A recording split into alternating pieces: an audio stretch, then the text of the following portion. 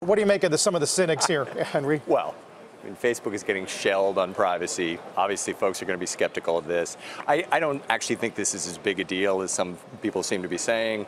Messaging has always been very different than the public news feed. All of the advertising is in the public news feed. Very valid question on whether Facebook can actually build a business out of messaging.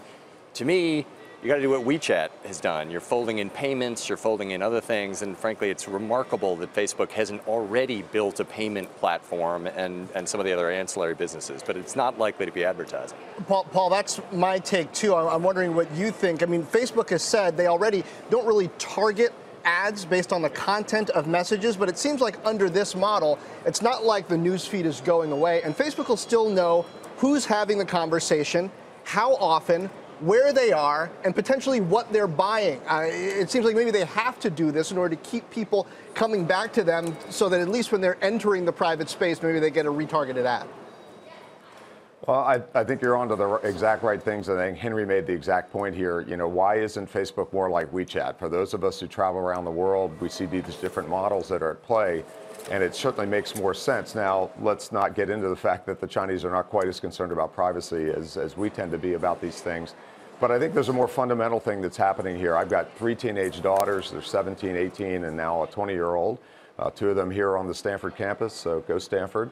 And they don't, you know, Facebook is a nothing. It's a non-thing for them. It's become a middle-aged photo-sharing website for a lot of people. But, you know, if I want to find out what they're doing, then I've got to go on Snapchat, and I've got to watch their stories, and I've got to go on Instagram. So from my perspective, you know, in terms of this notion, like we're always looking for the next wave of activity and the next wave of market.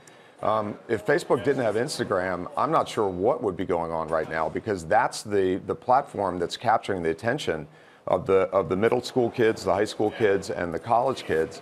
And that's where you have to be if you want to have a future.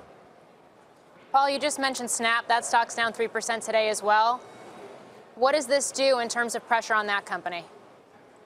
I think, I mean, all these guys, Henry kind of made this comment before, you know, if somebody's innovating, everybody else has got to begin to start to innovate.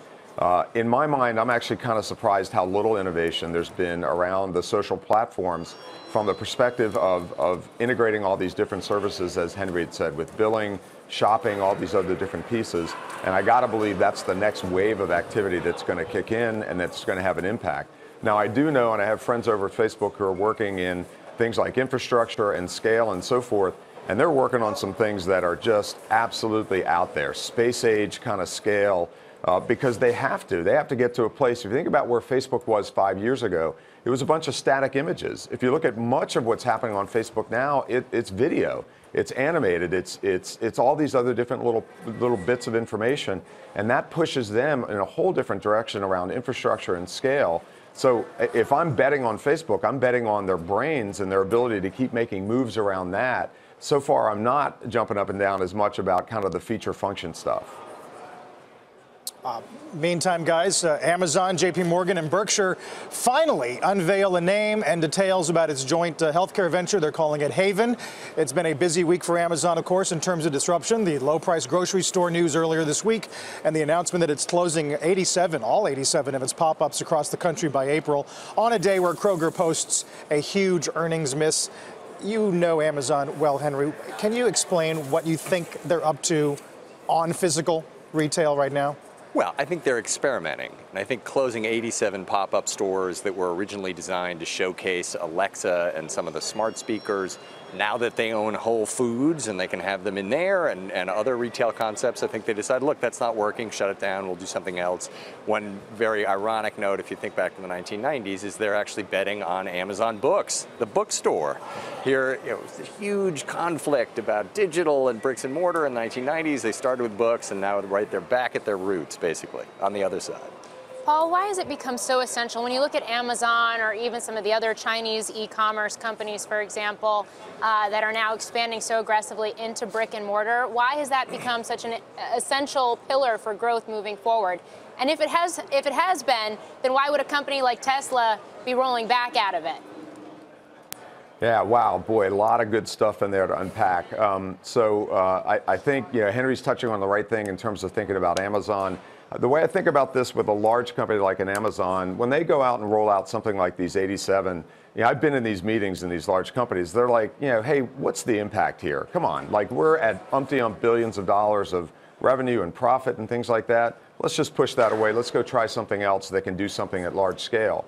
Meanwhile, I actually think there's a ton of innovation that's happening. There's a small company about 2 kilometers north and east of you guys called Bulletin, these 2 incredibly dynamic young women that are working on ways to disrupt wholesale and retail in ways that could be really, really dramatic. And I think we're seeing a bunch of startups that are kind of going in that direction.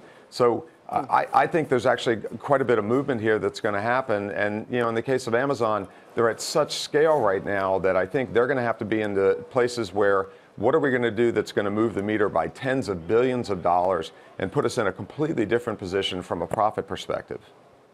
Henry, on this Haven healthcare thing, the more I hear about it, the less I get it. It seems to get squishier and squishier. And I'm looking at this website that they put out, havenhealthcare.com, and it's full of these kind of vague platitudes about making healthcare more accessible. And I mean, couldn't they have just, started some doctors' offices and launched their own model if they really wanted to? What are they doing? Look, everybody's trying to figure out healthcare. Nobody's happy with the current system.